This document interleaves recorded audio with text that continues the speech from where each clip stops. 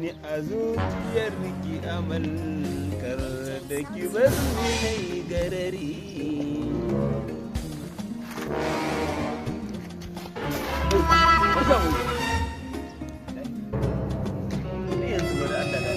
Nawa zai hadarin Allah ya kaba wannan ni ka gani fa abin da na ji sa da na zan ba da ma amini ban da aboki ko kai kuma barki ba za bar ba ga ba da aboki yanzu kai ka san yarinyar nan soyayya fa muke abari ne yana ma na kama wai abokin Amiro iyanan ya Amiro a to a gidan uban wanda cinye mai kuɗi ne haba ka cinye mai kuɗi zuwa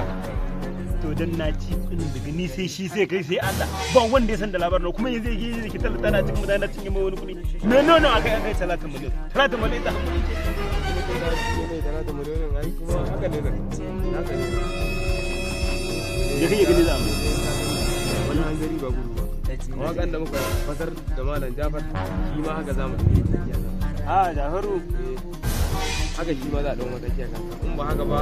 ai kuwa ni fa na san kullum bayan sallar magariba yana ta zuwa kasuwa nan mun shago a kuɗin sa waya na fannan ta babban tsanya a nan zan fita to a nan za mu je mu sai ba ne ai dole a je a ɗauki mataki a